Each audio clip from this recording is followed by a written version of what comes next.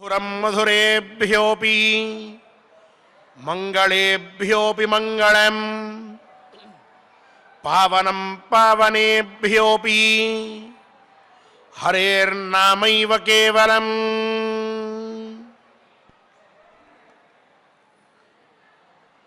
మధురములు అయినటువంటి విషయములు ఎన్నో ఉండవచ్చుగాక, సమస్త మధురముల కంటే మధురమైనది, అలాగే మంగళములు కలిగించేటటువంటివి ఎన్ని ఉన్నప్పటికీ కూడా వాటన్నిటికంటే మంగళాన్ని మనకి ఇచ్చేటటువంటిది, పవిత్రములైనటువంటివి ఎన్నో ఉన్నప్పటికీ వాటన్నిటికంటే పవిత్రమైనటువంటిది హరేర్నామైవ కేవలం. స్వామివారి నామమే తప్ప వేరొకటి కాదు. వీటన్నిటికంటే అంటే పవిత్రముల కంటే పవిత్రమైనది, మంగళముల కంటే మంగళమైనది, మధురముల కంటే మధురమైనది గోవిందుని నామమే.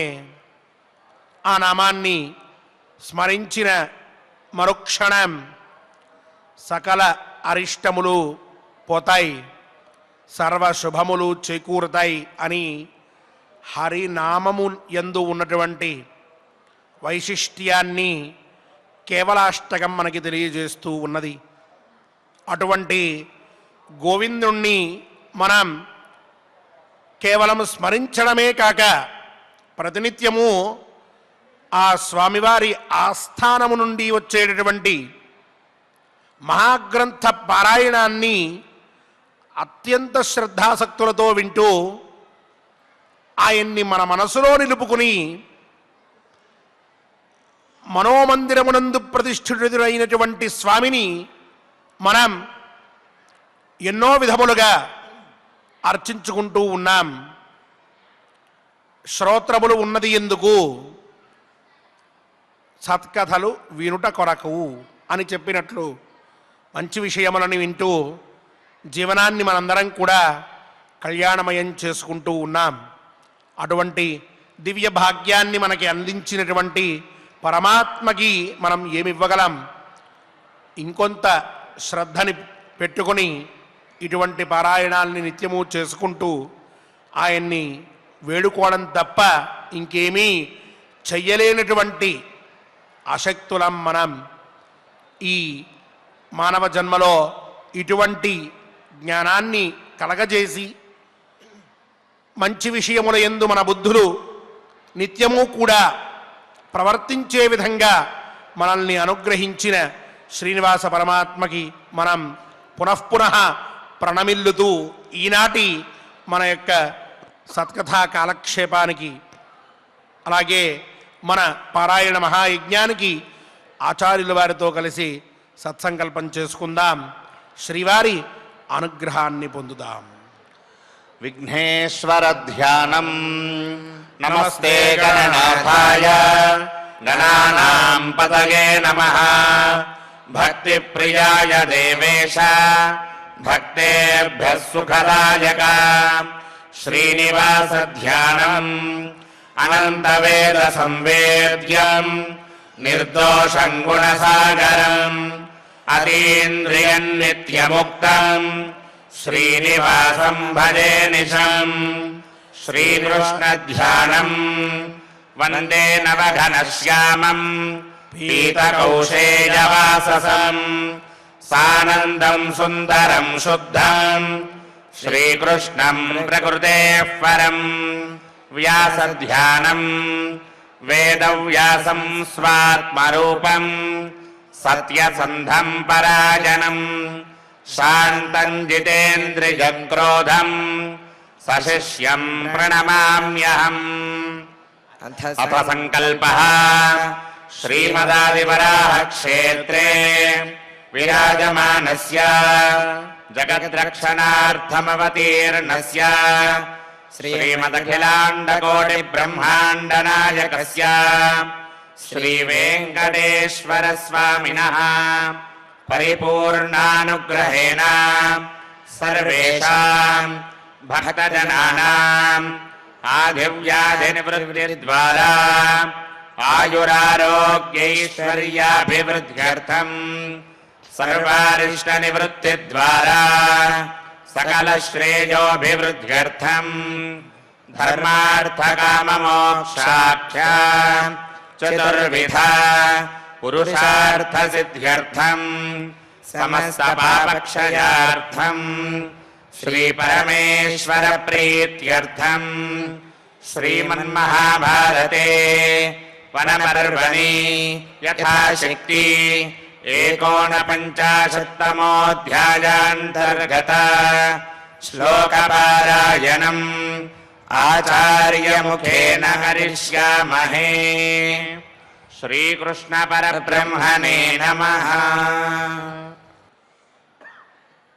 నారాయణం నమస్కృత్య నరం చైవ నరోత్తమం దేవీం సరస్వతీం వ్యాసం తతో జయముదీరయేత్. అథ 49తమోऽధ్యాయః. సంజయ ఉవాచ యదేతత్ కథితం రాజన్ త్వయా దుర్యోధనం ప్రతి సర్వమేతత్ యథా తత్వం నైతన్మిథ్యామహీపతే.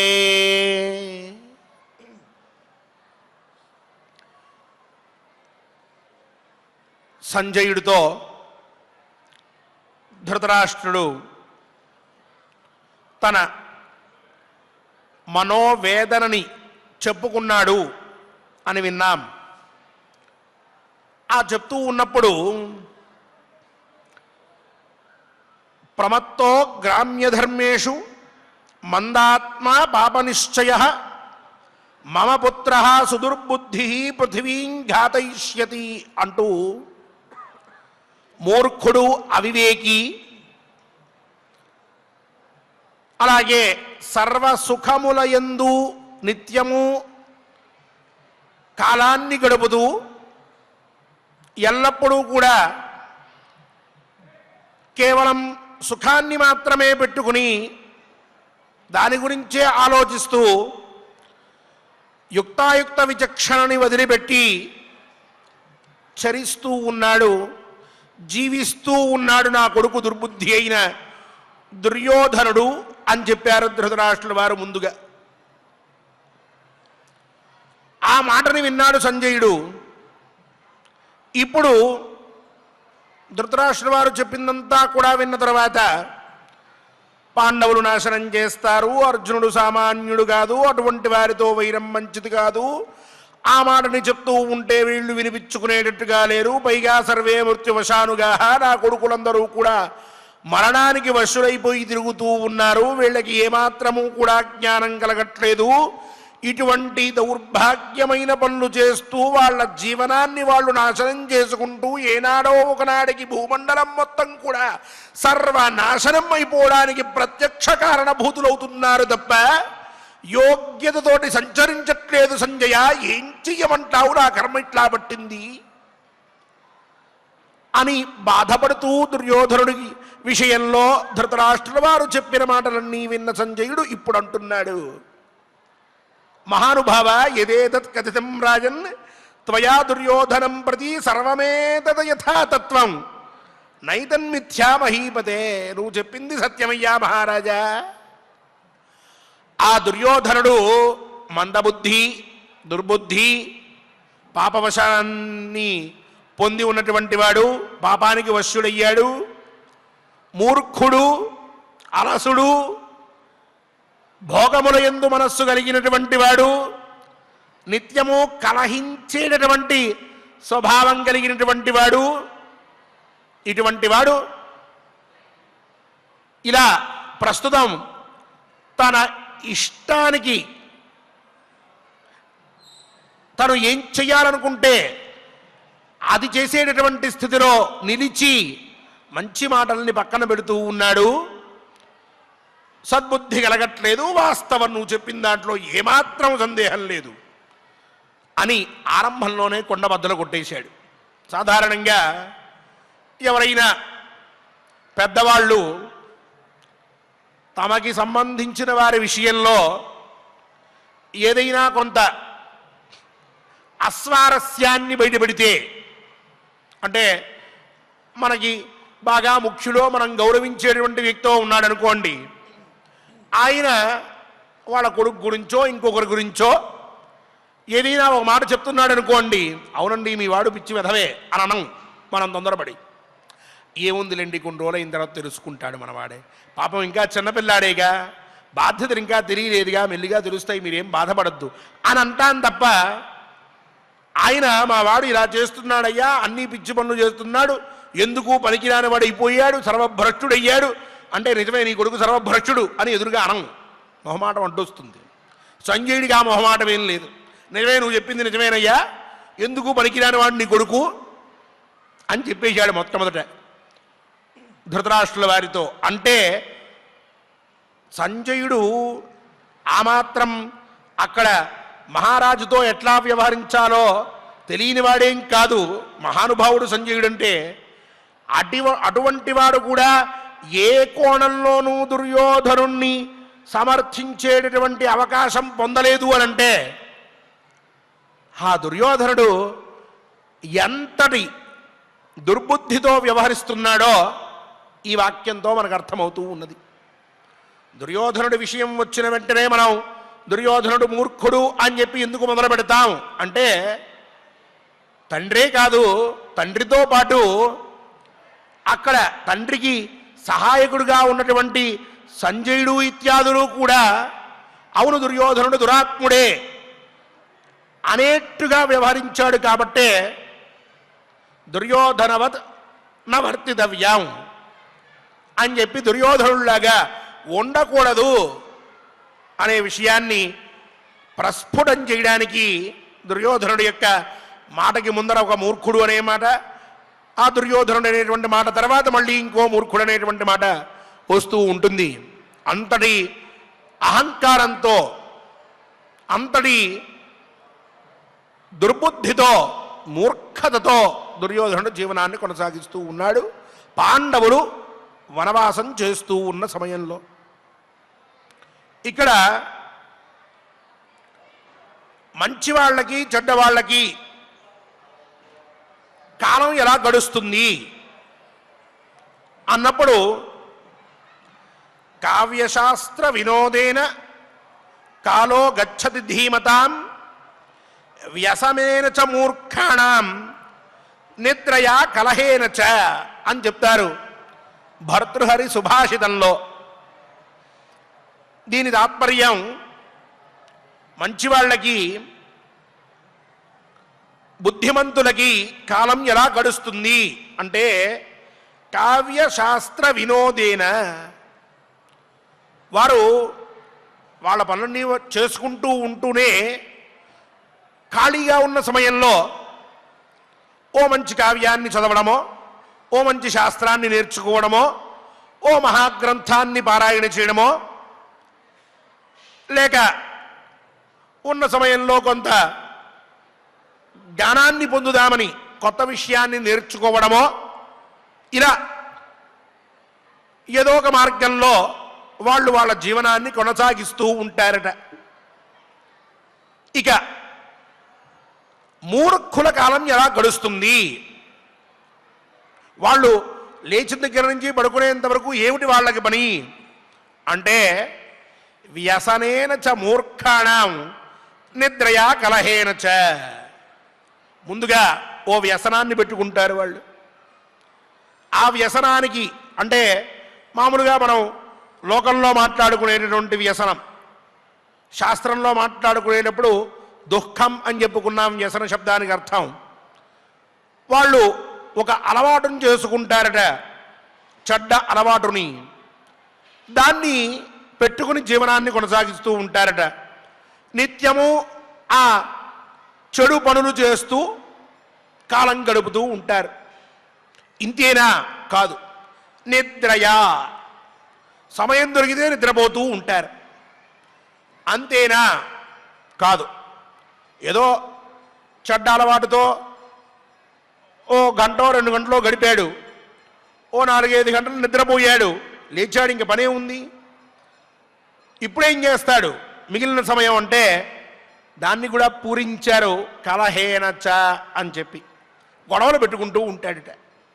ఈ 3 చేస్తూ వాడి జీవనాన్ని గడిపేస్తూ ఉంటాడు. లేవడం, ఏదో ఒక పిచ్చి పని చేస్తూ ఉండడం, ఆ పైన సమయం దొరికినప్పుడు నిద్రపోవడం, నిద్ర పట్టినప్పుడు పక్కింటి వాళ్ళ మీదో ఎదురింటి వాళ్ళ మీదో పడి గొడవ పెట్టడం, ఇలా వాడి జీవితం కొనసాగుతూ ఉంటుంది.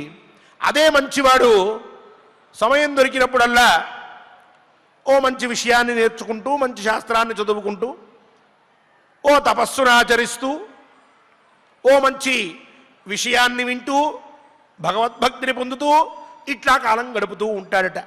మూర్ఖుల యొక్క జీవనం అట్లా, బుద్ధిమంతుల యొక్క జీవితం ఇట్లా గడుస్తూ ఉంటుంది అని చెప్పారు నీతి శాస్త్రంలో. ఇదే నీతి శాస్త్ర వాక్యాన్ని మనం ఇక్కడ అన్వయం చేసుకుంటే, అరణ్యంలో ఉన్నప్పటికీ కూడా ఏమాత్రము సమయాన్ని వృథా చెయ్యక ధర్మరాజు తన తమ్ముళ్లతో కలిసి మహాత్ములందరినీ పిలుచుకుని వాళ్ళని కూర్చోబెట్టుకుని మంచి మంచి విషయాలన్నీ వాళ్ళతో మాట్లాడుతూ విచారిస్తూ దీంట్లో తత్వం ఏమిటి అని చెప్పి తెలుసుకుంటూ కాలాన్ని గడుపుతూ ఉన్నాడు. అర్జునుడు ఇంకొక అడుగు ముందుకు వేసి ధర్మరాజు యొక్క ప్రేరణతో కొత్త విద్యలన్నీ నేర్చుకోవడం కోసం సాక్షాత్తు స్వర్గానికి వెళ్ళి విద్యాభ్యాసం పూర్తి చేశాడు. ఇది వాళ్ళు కష్టాలు పడుతున్నప్పటికీ చేస్తూ ఉన్నటువంటి పని. మరి సర్వ సుఖములు కూడా అందుబాటులో ఉన్నటువంటి దుర్యోధనుడు ఏం చేస్తున్నాడు అంటే, ఎవడి మీద గొడవ పెట్టుకుని, ఎవరిని పీడించి, ఎవరిని ఇబ్బంది పెట్టి తన చెప్పు చేతుల్లో ఉంచుకుందాం అని చెప్పి ఆలోచిస్తూ, ఎవరిని ఇబ్బంది పెడదామా అని అనుకుంటూ చుట్టుపక్కల ఉన్నటువంటి రాజ్యాల రాజులందరినీ కూడా బెదిరిస్తూ వాళ్ళందరినీ కూడా తన స్వాధీనంలోకి తెచ్చుకోవడం కోసమని చెప్పి మూర్ఖులైన 2 మంత్రులతో, కర్ణ శకునులతో కలిసి కాలాన్ని గడుపుతూ ఉన్నాడు. పైగా ఇందాక మనం చెప్పుకున్నట్టుగా చెడు అలవాట్లు అన్నట్లుగా ప్రమత్తో గ్రామ్య ధర్మేషు అని సాక్షాత్తు ధృతరాష్ట్రుల వారే చెప్పారు. నానా విషయముల యందు ఆసక్తిని కనబరుస్తూ అత్యంత మూర్ఖతతోటి వ్యవహరిస్తూ ఉన్నాడు. అందువలన సంజయుడు కూడా ఏమాత్రం సందేహించక సంశయాన్ని విచ్ఛేదం చేసేటటువంటి వాడిగా, సందర్భానికి తగ్గట్టుగా సంతోషంతో మాట్లాడుతూ ఉన్నట్లుగా తన యొక్క సమాధానాన్ని ధృతరాష్ట్రుల వారికి చెప్దామని చెప్పి ముందుగా ఆరంభిస్తూనే, నువ్వు చెప్పిన మాట వాస్తవం, నీ కొడుకు అయోగ్యుడే, మూర్ఖుడే, దుర్బుద్ధి కలిగినటువంటి వాడే, నానా విషయముల యందు కూడా ఆసక్తిని కనబరుస్తూ పెద్దలు చెప్పే మాట వినకుండా ఉన్నటువంటి వాడే, సందేహం లేదు. నైతన్మిథ్యామహీపతే, మహారాజా ఇక్కడ ఏమాత్రము భ్రాంతి లేదు, నువ్వు చెప్పిన విషయంలో అసత్యమేమీ లేదు అని చెప్పాడు. చింతాగ్రస్తుడయ్యాడు ధృతరాష్ట్రుల వారు. వింటూ ఉన్నాడు ఏమంటాడానని. ఆ పైన చెప్తూ ఉన్నాడు, మన్యునాహి సమావిష్టాః పాండవాస్తే మహౌజసః దృష్ట్వా కృష్ణాం సభాన్నీతాం ధర్మపత్నీం యశస్వినీం దుశ్శాసనస్య తావాచః శ్రుత్వా తే దారుణోదయాః కర్ణస్య చ మహారాజ జుగుప్సంతీతి మే మతిః. మహారాజా, పాండవుల ధర్మపత్ని అయిన ద్రౌపదిని దుశ్శాసనుడు సభలోకి లాక్కుని వచ్చాడు. అలా ఈడ్చుకుంటూ తమ భార్యని తీసుకురావడం అనేటటువంటిది చూచిన పాండవులు మహాక్రోధాన్ని పొందారయ్యా. ఈనాటికి కూడా కోపంతో వాళ్ళు ఊగిపోతూ ఉన్నారు. ఆ సందర్భం గుర్తొచ్చిన మరుక్షణం ప్రతిజ్ఞాబద్ధులు కాకపోయి ఉంటే నీ కొడుకుల్ని ఎప్పుడో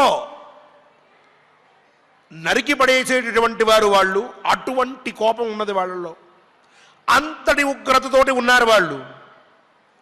పైగా ఈ దుశ్శాసనుడు, కర్ణుడు వీళ్ళిద్దరూ కూడా అలా ఈడ్చుకొస్తూ ఉన్న సమయంలో నోరు మూసుకుని కూర్చుండొచ్చు. ఆ పని చేయరా, నోటికొచ్చిన మాటలన్నీ మాట్లాడారయ్యా. ఆ మాటలు పాండవుల హృదయాల్లో శూలాలుగా వెళ్ళి గుచ్చుకున్నాయి అన్నట్టుగా అనిపిస్తూ ఉన్నది. ఆ మాటలన్నీ వాళ్ళు మాట్లాడుతూ ఉన్నప్పుడు ఎవరూ కూడా ఇది తప్పు, ఈ మాట మాట్లాడకూడదు అని అనలేదే. కళ్ళప్పగించి చూసుకుంటూ కూర్చున్నారు తప్ప సభలో ఉన్నటువంటి వారు నువ్వేమో మౌనముద్రని ధరించావు తప్ప ఏమిటా మాట, ఎవరితో మాట్లాడుతున్నది, ఎవరిది, ఏ కర్ణ, ఏమిటి నీకు ఇక్కడ పని, కూర్చో, దుశ్శాసన మదమెక్కిందా, సభలో ఎట్లా ప్రవర్తించాలో తెలియదా, కన్ను మిన్ను గానక వ్యవహరిస్తున్నావు, నీ బ్రతుకెంత అంటిరా ఎవరన్నా? అబ్బే, అందరూ వింటూ కూర్చున్నారు. కొంతమంది వినోదాన్ని చూచారు. అంతటి సభలో అంతమంది ఉండగా రాజధర్మాన్ని తెలిసినటువంటి వారు, నీతిమంతులు ఒక్కరు దాన్ని వ్యతిరేకించగా అందరూ మౌనంగా ఉండి అంగీకరించినట్లుగా వ్యవహరించినందున ఈనాడు ఆ పాండవులు మిమ్మల్ని అందరినీ చూసి అసహ్యించుకుంటున్నారయ్యా. ఛీ, వీళ్ళకి ఒక యోగ్యత లేదు, సభ్యత లేదు, సంస్కారం లేదు, ఒక్కరు కూడా దీన్ని వ్యతిరేకించలేదు. ఇటువంటి వారిని మనం వెళ్ళి ఆశ్రయించవలసింది. ఇకపైన వీళ్లతోటి మనం ఏ విధమైనటువంటి సంబంధాన్ని పెట్టుకోవక్కర్లేదు. అవసరం వచ్చినప్పుడు ఎదిరించడం, వినకపోతే బాణాలతోటి, ఆయుధములతోటి, తమ యొక్క శక్తులతోటి వీళ్ళని నాశనం చేయడం, ఇదే ప్రస్తుత కర్తవ్యం అన్నట్లుగా ఉన్నారు. అంతే తప్ప పూర్వపు గౌరవములు వాళ్ళకి లేవయ్యా మహారాజా. అసహ్యించుకునే స్థితికి వచ్చారు. వాళ్ళు చేసిన పనికేమో ఓ పక్క కోపం, మీరు అలా ఉండడం వల్ల మీ అందరి మీద అసహ్యం. ఈ రెండిటితోటి కలిసి ఇప్పుడు క్రోధంగా ఉన్నటువంటి పాండవులను జయించడం అంటే జరిగే పని కాదు. చాలా కష్టంగా తోస్తూ ఉన్నది అని తన అభిప్రాయాన్ని చెప్పి ఆ పైన శ్రుతం హిమే మహారాజ యథా పార్థేన సంయుగే ఏకాదశ తను స్థాణు ధనుషా పరితోషితః కైరాతం వేషమాస్థాయ యోధయామాస ఫాల్గుణం జిజ్ఞాసు సర్వదేవేశః కబర్దీ భగవాన్ స్వయం. మహారాజా, నేనొక మాట విన్నాను. అర్జునుడు ధనుర్విద్యలో ఎప్పుడో పారంగతుడయ్యాడు, చాలా గొప్పవాడు. కానీ ఇదే అర్జునుడు యుద్ధంలో ఏకాదశ తను స్థాణు 11 శరీరములతోటి విరాజిల్లేటటువంటి ఆ పరమేశ్వరుణ్ణి ధనుషా పరితోషిత, తన యొక్క ధనుర్విద్యతోటి సంతోషపెట్టాడు. ఆ పరమేశ్వరుడితోటి యుద్ధం చేశాడు. ఈ అర్జునుడి విషయంలో పరమేశ్వరుడు తన యొక్క అనుగ్రహాన్ని చూపించాడు అని చెప్పి విన్నాను. ఇక తిరిగేముంది. అలాగే ఆ సర్వదేవేశుడైనటువంటి దేవదేవుడైనటువంటి పరమేశ్వరుడు కబర్ది నీలకంఠుడు ఈ అర్జునుడి యొక్క సామర్థ్యాన్ని తెలుసుకుందామని చెప్పి కిరాత వేషంలో ఒక వేటగాడిగా అర్జునుడు ఉన్నటువంటి ప్రదేశానికి వచ్చాడని, వచ్చిన తర్వాత అతని సామర్థ్యం తెలుసుకుందామని అతనితో యుద్ధం చేశాడని ఇదంతా కూడా విన్నాను. ఎక్కడి పరమేశ్వరుడు, ఎక్కడి అర్జునుడు? అటువంటి అర్జునుడు ఆ పరమేశ్వరుని సంతోషపెట్టాడు అనంటే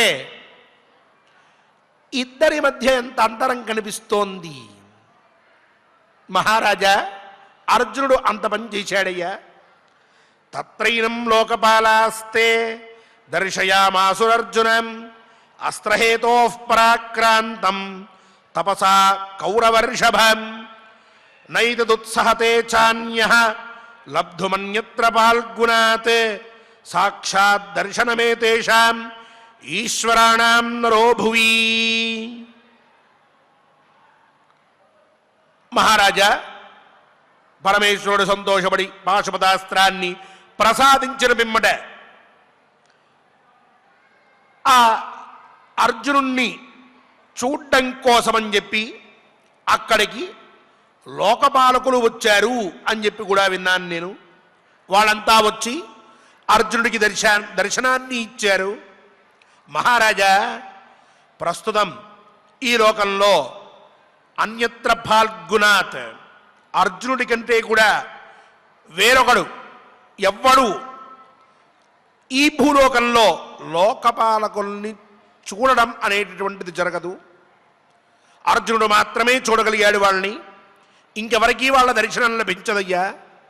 అంతటి శక్తిమంతుడయ్యాడు అర్జునుడు. ఇప్పుడు అంతటి సమర్థతని పెంచుకుని ఉన్నాడు. పైగా మాహేశ్వరేణ యోరాజన్ నజీర్ణోహ్యష్టమూర్తిన కస్తం ఉత్సహతే వీర యుద్ధే జరయుతుం పుమాన్ ఆసాదితమిదం ఘోరం తుములం లోమహర్షణం ద్రౌపదీం పరికర్షద్భిః కోపయద్భిశ్చ పాండవాన్. మహారాజా, మహేశ్వరుడు అష్టమూర్తి. అటువంటి మహేశ్వరుడే యుద్ధంలో అర్జునుణ్ణి ఓడించలేకపోయాడు. ఇక అటువంటి మహాశక్తిమంతుడైనటువంటి అర్జునుణ్ణి ఓడించడానికి మహేశ్వరుడి వల్లే కాకపోతే ఇక సామాన్యమైనటువంటి వారు ఏం చెయ్యగలుగుతారు అర్జునుణ్ణి? అది గమనించాలి. అలాగే ఆసాదితమిదం ఘోరం, సభలోకి ద్రౌపదిని బలవంతంగా లాక్కు వచ్చి అవమానించి వాళ్ళకి కోపం కలిగేట్టుగా నీ కొడుకులు ప్రవర్తించారు కదా ఆ మధ్య. అటువంటి పని చేయడం వల్ల నీ కొడుకులు ఏం ఉద్ధరించారు, ఏం పొందారు లాభాన్ని అంటే స్వయంగా వాళ్ళంతట వాళ్ళే తమ వినాశనానికి ఒక మహాయుద్ధాన్ని ఆహ్వానించారయ్యా. ఆ యుద్ధాన్ని వీళ్లే కోరుకుంటున్నట్టుగా చేశారు చివరికి. అలా వాళ్ళని అవమానించడం వల్ల వాళ్ళ మనస్సు కష్టపడి ఉండవచ్చుగాక, కానీ దానివల్ల ఈరోజు నీ కొడుకులు ఏదో సుఖాన్ని వెళ్ళబుచ్చుతూ ఉండవచ్చుగాక, ఇది నిలవదు. యుద్ధం కలుగుతుంది.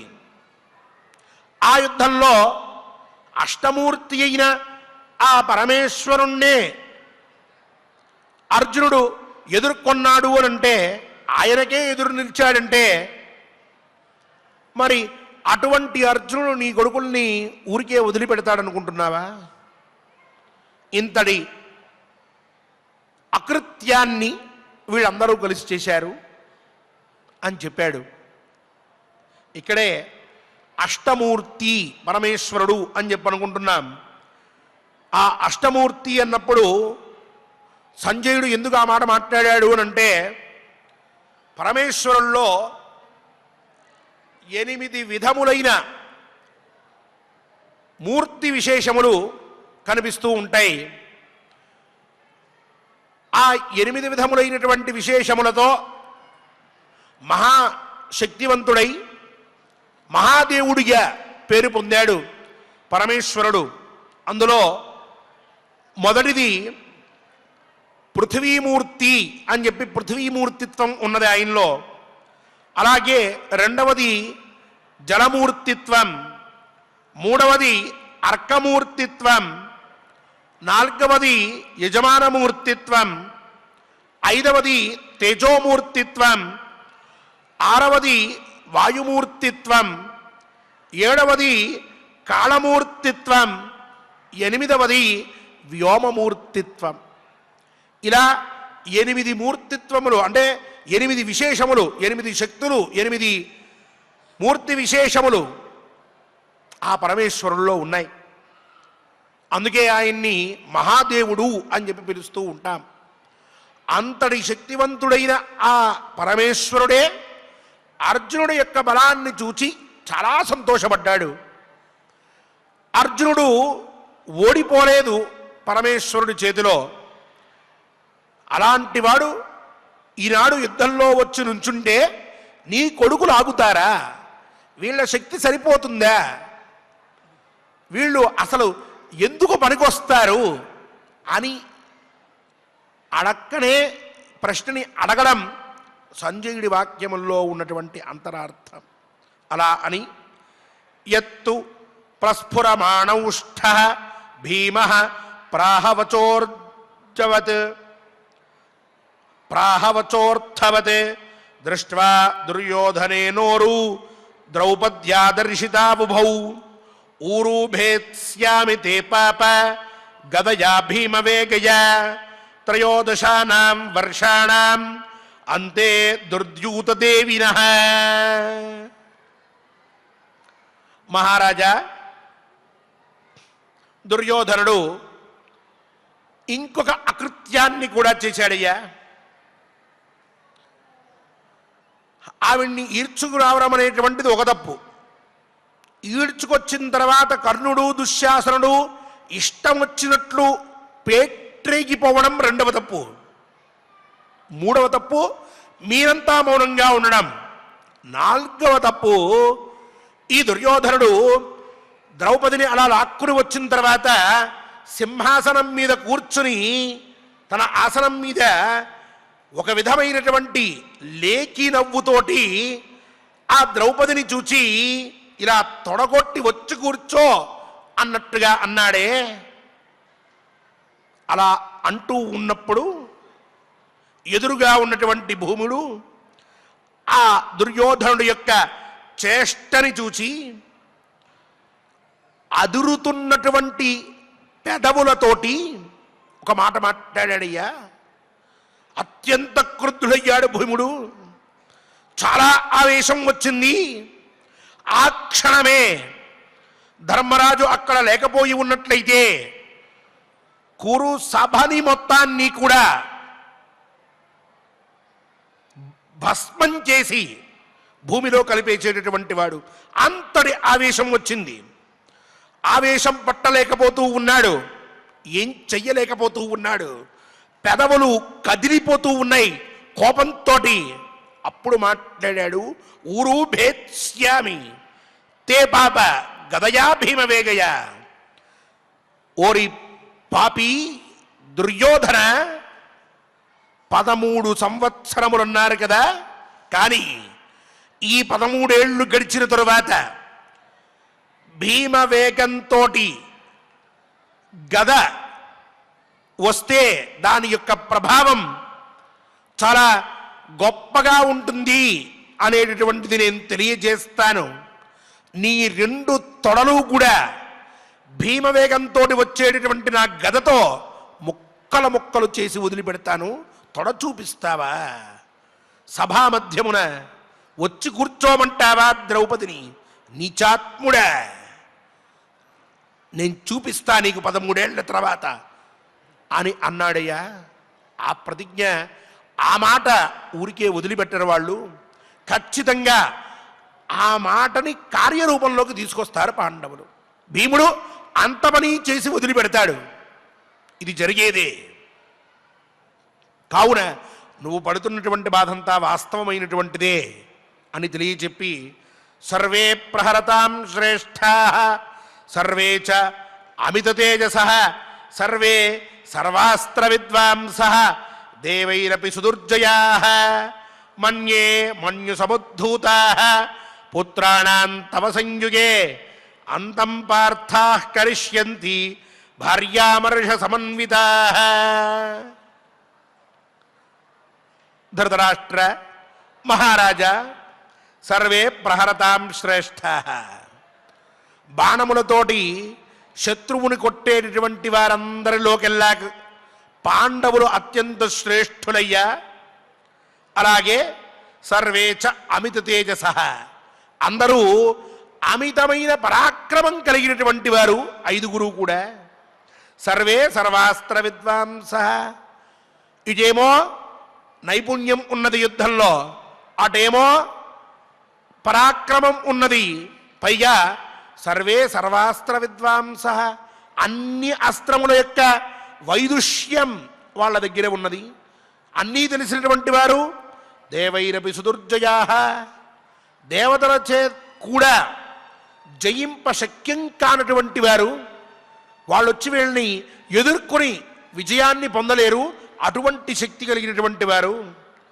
అందువల్ల ఇటువంటి లక్షణములు కలిగిన ఈ పాండవులు నీ కొడుకులు చేసిన అకృత్యముల వలన మనస్సుని కష్టపెట్టుకున్నటువంటి వారై తమ భార్యకి జరిగిన అవమానం వల్ల ఈనాటికి పీడింపబడుతూ ఉండి అసహనంతో కాలాన్ని వెళ్ళదీస్తూ ఉన్నటువంటి వారై కోపంతో ఉద్విగ్నులై ఉన్నారయ్యా. యుద్ధంలో నీ కొడుకులందరినీ కూడా చంపి పడేస్తారు వాళ్ళు. ఇది జరిగేదే. దీన్ని అడ్డుకోవడం అనేది కష్టం. దేవతలు కూడా రక్షించలేరు వాళ్ళని. ఇది ఖచ్చితంగా జరుగుతుందని నేను భావిస్తున్నాను. ఇక ఈ పనులన్నిటికీ పర్యవసానం నీ కొడుకుల మరణం తప్ప వేరొకటి కాదు. సర్వే మృత్యువశానుగా అని నువ్వు చెప్పినట్లు చావడానికి సిద్ధంగా ఉన్నారు వీళ్ళంతా, చంపడానికి వాళ్ళు సిద్ధంగా ఉన్నారు అని ధృతరాష్ట్రుడితోటి సంజయుడు చెప్పాడు. ఆయనకి ఇంకొంచెం కష్టం పెరిగింది మనస్సులో. నేను అనుకుంటుంది సంజయుడు చెప్తున్నాడు, రాబోయే కాలంలో ఇగో ఇదంతా జరిగి తీరవలసిందే, వీళ్ళు మరణించవలసిందే అన్నట్లుగా బాధపడుతూ ఉన్నాడు. పై మాటలు ఆ ధృతరాష్ట్రుడు చెప్తూ ఉన్నాడు. ఏం వరగబెట్టారయ్యా, వాళ్ళెక్కడా వీళ్ళెక్కడా అంటూ పాండవులకి తన కొడుక్కి మధ్యలో ఉండేటటువంటి అంతరాన్ని తన మాటల్లో చెప్తూ, పైగా అర్జునుడు ఒక్కడూ కాదు, శ్రీకృష్ణ పరమాత్మ కూడా తోడవుతున్నాడు. కావున ఇక ఆ అర్జునుడిని ఎదుర్కొనేటువంటి వారెవరు? వీళ్ళేమో మూర్ఖులై ప్రవర్తిస్తూ ఉన్నారు అంటూ తన విలాపాన్ని, తన యొక్క బాధని సంజయుడితో చెప్పుకోవడానికి మళ్ళీ ఉపక్రమిస్తూ ఉన్నాడు ధృతరాష్ట్రుల వారు. ఆ ధృతరాష్ట్ర వాక్యములను రేపటి కథాశ్రవణంలో మనందరం కూడా విందాం. ఈనాటి శ్లోకములని మనం చక్కగా పారాయణ చేస్తూ ఈనాడు మూర్ఖులకి అలాగే బుద్ధిమంతులకి మధ్యలో ఉండేటటువంటి భేదాన్ని మనం చక్కగా తెలుసుకున్నాం. అందరికీ కూడా ఈ మార్గం యోగ్యమైనటువంటిది. సమయం ఉన్నప్పుడు కొత్త విషయాన్ని తెలుసుకోవడం, కొత్త గ్రంథముని చదువుకోవడం, లేక విజ్ఞానాన్ని పెంచుకోవడం, ఈ విధంగా కాలాన్ని గడపాలి తప్ప ఎటువంటి చెడు అలవాట్లు దగ్గరికి రానివ్వకూడదు. ఎవరితోనూ గొడవలు పెట్టుకోకూడదు, ఎవరితోనూ కూడా ఎటువంటి వివాదం పడకూడదు అని పిల్లలకి నేర్పిద్దాం. వాళ్ళందరూ యోగ్యులయ్యేట్టుగా మనవంతు ప్రయత్నం మనం చేద్దాం. శ్రీవారి అనుగ్రహంతో ఆచార్యముఖంగా శ్లోకపారాయణం చేసి స్వామివారి యొక్క పరిపూర్ణ అనుగ్రహాన్ని భారత గ్రంథ పారాయణాన్ని చేసినందువల్ల వచ్చేటటువంటి ఫలితంగా మనందరం పొందుదాం. ఓం నమో వెంకటేశాయ. ఓం నమో వెంకటేశాయ. భవిష్యత్ కాలంలో రాబోయేటటువంటి యుద్ధానికి గల కారణాలు ఏవి అనేటటువంటి విషయాలను మనం సంజయుల ద్వారా ఆ దుర్యోధనాదులు చేసినటువంటి తప్పులను మరి ఒకసారి మనం తెలుసుకుంటూ ఉన్నాం. తత్సంబంధమైనటువంటి వాటినన్నిటినీ కూడా ధృతరాష్ట్రుల వారు కూడా అంగీకరించడం జరుగుతూ ఉన్నది అనేటటువంటి ఘట్టాన్ని మనం చక్కగా ఆచార్యుల వారి ద్వారా మనం తెలుసుకున్నాం. ఇక యథావిధిగా మహాభారత అంతర్గత వనపర్వంలో 49వ అధ్యాయంలో మొదటి శ్లోకం నుంచి పారాయణం చేసుకుందాం. స్వామివారి యొక్క అనుగ్రహాన్ని పొందుదాం. అథ 49తమోऽధ్యాయః. अथ 49तमोऽध्यायः. సంజయ ఉవాచ संजय उवाच యదేతత్కథితం రాజన్ यदेतत्कथितं राजन् త్వయా దుర్యోధనం ప్రతి त्वया दुर्योधनं प्रति సర్వమేతద్ యథా తత్వం सर्वमेतत् यथा तत्त्वं నైతన్మిథ్యా మహీపతే नैतन्मिथ्या महीपते మన్యునా హి సమావిష్టాః मन्युना हि समाविष्टाः పాండవాస్తే మహౌజసః पाण्डवास्ते महौजसः దృష్ట్వా కృష్ణాం సభాం నీతాం दृष्ट्वा कृष्णां सभां नीतां ధర్మపత్నీం యశస్వినీం धर्मपत्नीं यशस्विनीं దుశ్శాసనస్య తావాచః दुःशासनस्य तावाचः శ్రుత్వా తే దారుణోదయాః श्रुत्वा ते दारुणोदयाः కర్ణస్య చ మహారాజా कर्णस्य च महाराजा జుగుప్సంతీతి మే మతిః जुगुप्सन्तीति मे मतिः శ్రుతం హి మే మహారాజా श्रुतं हि मे महाराजा యథా పార్థేన సంయుగే यथा पार्थेन संयुगे ఏకాదశతనుస్థానుః 11तनुस्थानुः ధనుషా పరితోషితః धनुषा परितोषितः कैरातं वेषमास्थाय कैरातं वेषमास्थाय योधयामास फाल्गुणम् योधयामास फाल्गुनम् जिज्ञासुः सर्वदेवेश जिज्ञासुः सर्ववेदेश कपर्दी भगवान् स्वयम् कपर्दी भगवान् स्वयं तत्रैनं लोकपालास्ते तत्रैनं लोकपालास्ते दर्शयामासुरर्जुनम् दर्शयामासुरर्जुनम् अस्त्रहेतोः पराक्रान्तम् अस्त्रहेतोः पराक्रान्तम् तपसा कौरवर्षभम् तपसा कौरवर्षभम् नैतदुत्सहते चान्यः नैतदुत्सहते चान्यः लब्धुमन्यत्र फाल्गुनात् लब्धुमन्यत्र फाल्गुनात् साक्षाद्दर्शनमेतेषाम् साक्षाद्दर्शनमेतेषाम् ईश्वराणान्नरो भुवि ईश्वराणां नरो भुवि महेश्वरेण यो राजन् महेश्वरेण यो राजन् न जीर्णो ह्यष्टमूर्तिना न जीर्णो ह्यष्टमूर्तिना कस्तमुत्सहते वीरः कस्तमुत्सहते वीरः युद्धे जरगितुम् पुमान् युद्धे जरयितुं पुमान् आसादितमिदम् घोरम् आसादितमिदं घोरम् तुमुलं लोमहर्षणम् तुमुलं लोमहर्षणम् द्रौपदीम् परिकर्षद्भिः द्रौपदीं परिकर्षद्भिः कोपयद्भिश्च पाण्डवान् कोपयद्भिश्च पाण्डवान् यत्तु प्रस्फुरमानौष्ठः यत्तु प्रस्फुरमानौष्ठः भीमः प्राहवचोऽर्थवत् भीमः प्राहवचोऽर्थवत् दृष्ट्वा दुर्योधनेनोरु दृष्ट्वा दुर्योधनेनोरु द्रौपद्यादर्शिता बुभौ द्रौपद्या दर्शिता उभौ ऊरुभेत्स्यामि ते पाप ऊरुभेत्स्यामि ते पाप गदया भीमवेगया गदया भीमवेगया त्रयोदशानां वर्षाणाम् त्रयोदशानां वर्षाणाम् अन्ते दुर्द्यूतदेविनः अन्ते दुर्योध्यते दिनः सर्वे प्रहरतां श्रेष्ठाः सर्वे प्रहरतां श्रेष्ठाः सर्वे चामित तेजसा తేజసః సర్వే చామిత తేజసః సర్వే సర్వాస్త్ర విద్వాంసః సర్వే సర్వాస్త్ర విద్వాంసః దేవైరపి సుదుర్జయాః దేవైరపి సుదర్జయాః మన్యే మన్యు సముద్ధూతాః మన్యే మన్యు సముద్ధూతాః పుత్రాణాం తవ సంయుగే పుత్రాణాం తవ సంయుగే అంతం పార్థాః కరిష్యంతి అనంతం పార్థాః కరిష్యంతి భార్యామర్ష సమన్వితాః భార్యామర్ష సమన్వితాః. ఓం నమో వెంకటేశాయ. శ్రీ లోకనాథం గారు మరియు ఇతర అన్నమాచార్య ప్రాజెక్టు కళాకారులందరూ కూడా గోవిందనామ సంకీర్తనాన్ని మనతో చేయించడానికి సిద్ధులయ్యారు.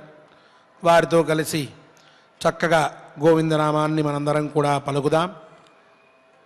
ఇతఃపూర్వం చెప్పుకున్నట్టుగా మంగళానాంచ మంగళం పవిత్రేభ్యో పవిత్రం మధురేభ్యోపి మధురం హరేర్నామైవ కేవలం ఆ నామ జప పుణ్యాన్ని మనందరం కూడా చక్కగా స్వామివారి ఆశీస్సులతో పొందుదాం.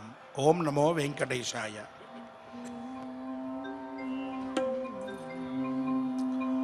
ఓం నమో వెంకటేశాయ. ఓం నమో వెంకటేశాయ.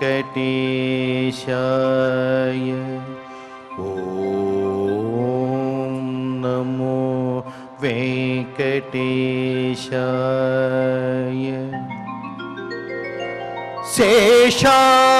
శేషాద్రిశిఖరరత్నం గోవిందమార్తాండం భక్తజన పారిజాతం వందే విష్ణు శ్రీ వెంకటేశ అఖిలేశం గోవింద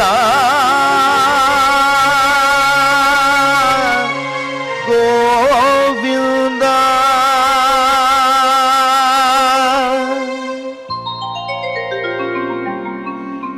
శ్రీ శ్రీనివాస గోవింద శ్రీ వెంకటేశ గోవింద భక్తవత్సల గోవింద భాగవత ప్రియ గోవింద నిత్య నిర్మల గోవింద నీలమేఘ శ్యామ గోవింద పురాణ పురుష గోవింద పుండరీకాక్ష గోవింద నందనందన గోవింద నవనీత చోర గోవింద పశుపాలక శ్రీ గోవింద పాప విమోచన గోవింద దుష్ట సమార గోవింద దురిత నివారణ గోవింద శిష పరిపాలక గోవింద కష్ట నివారణ గోవింద గోవింద హరి గోవింద గోకుల నాదన గోవింద గోవింద హరి గోవింద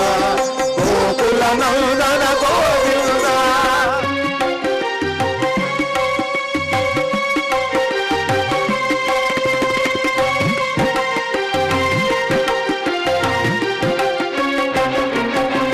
వజ్రమకుఠధర గోవింద వరాహమూర్తి గోవింద గోపీజనలోల గోవింద గోవర్ధనోద్ధార గోవింద దశరథనాదన గోవింద దశముఖమర్ధన గోవింద పక్షివాహన గోవింద పాండవ ప్రియ గోవింద మత్స్యకూర్మ గోవింద మధుసూదన హరి గోవింద వరాహ నృసింహ గోవింద వామన భుగురామ గోవింద బలరామానుజ గోవింద భౌగ కల్కిధర గోవింద వరాహ నృసింహ గోవింద వామన భుగురామ గోవింద బలరామానుజ గోవింద భౌగ కల్కిధర గోవింద వేణుగాన ప్రియ గోవింద వెంకటరమణ గోవింద గోవింద హరి గోవింద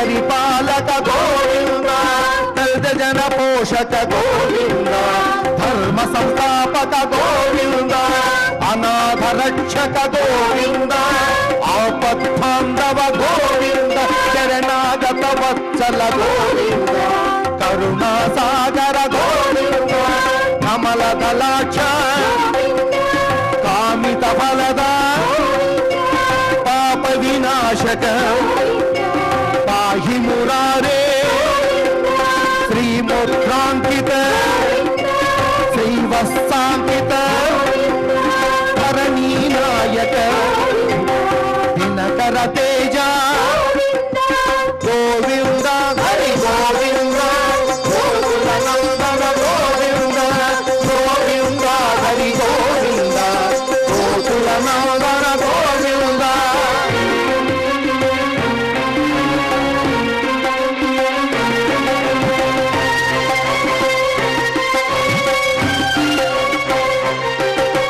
పద్మావతి ప్రియ గోవింద ప్రసన్నమూర్తి అభయహస్త అక్షయ వరద శంఖ చక్రధర చాంద గదాధర ప్రజాతిరస్త విరోధి మర్దన కాలకామధర సహస్రనామ లక్ష్మీ వల్లభ లక్ష్మణాగ్రజ కసూరి తిలక కాంచనాంబరధర గరుడ వాహన గజరాజ రక్షక గోవింద హరి గోవింద గోకుల నందన గోవింద గోవింద హరి గోవింద గోకుల నందన గోవింద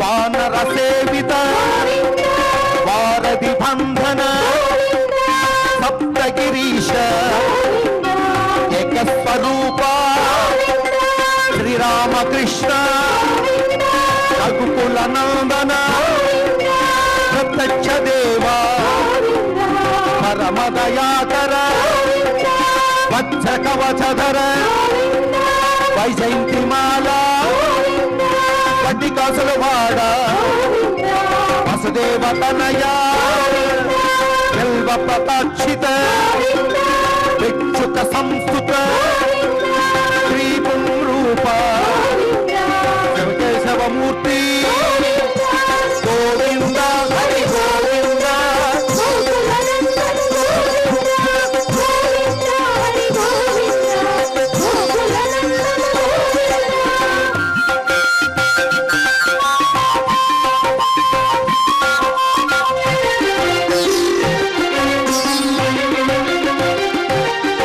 బ్రహ్మాండ రూప భక్త రక్షక నిత్య కళ్యాణ నీరజనాభ అతి రామ ప్రియ హరి సర్వోత్తమ జనార్దనమూర్తి జగసాక్షి రూప అభిషేక ప్రియ అపన్నివారణ రత్న కిరీట రామానుజనుత స్వయం ప్రకాశ ఆశ్రిత పక్ష నిత్య శుభప్రద నిఖిల లోకేశ గోవింద హరి గోవింద గోకుల నందన గోవింద గోవింద హరి గోవింద గోకుల నందన గోవింద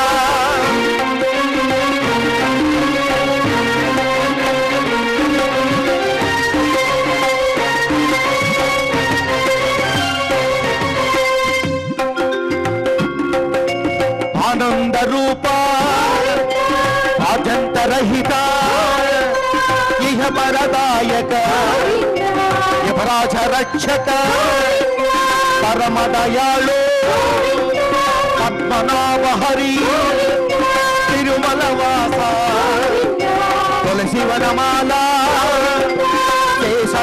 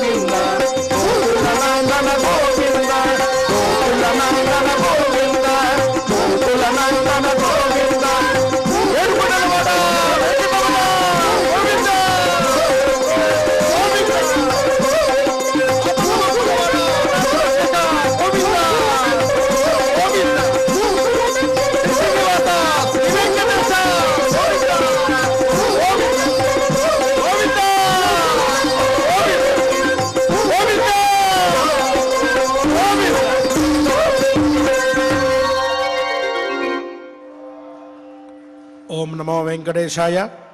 క్షమా ప్రార్థనాదులతో స్వామివారిని కీర్తిద్దాం. సర్వే జనాః సుఖినో భవంతు అనే మన సనాతన ధర్మ నినాదాన్ని మనందరం కూడా మరొక్క మారు స్వామివారి సన్నిధానంలో చెప్పుకుని స్వామివారి ఆశీస్సులతో సకల మంగళముల్ని పొందుదాం. అథ క్షమా ప్రార్థనా యదక్షరపదభ్రష్టం మాత్రాహీనం చ యద్భవేత్ తత్సర్వం క్షమ్యతాం దేవ నారాయణ నమోస్తుతే. అథ లోకక్షేమ ప్రార్థనా స్వస్తి ప్రజాభ్యః పరిపాలయంతాం న్యాయేన మార్గేణ మహీం మహిషాః. గోబ్రాహ్మణేభ్యः శుభమస్తు నిత్యం. లోకాः సమస్తాः సుఖినో భవంతు. అథ భగవత్సమర్పణం కాయేన వాచా మనసేంద్రియైర్వా బుద్ధ్యాత్మనా వా ప్రకృతే స్వభావాత్ కరోమి యద్యత్ సకలం పరస్మై నారాయణాయేతి సమర్పయామి. అథ మంగళం శ్రియః కాంతాయ కళ్యాణ నిధగే నిధగేర్థినాం శ్రీవేంకట నివాసాయ శ్రీనివాసాయ మంగళం.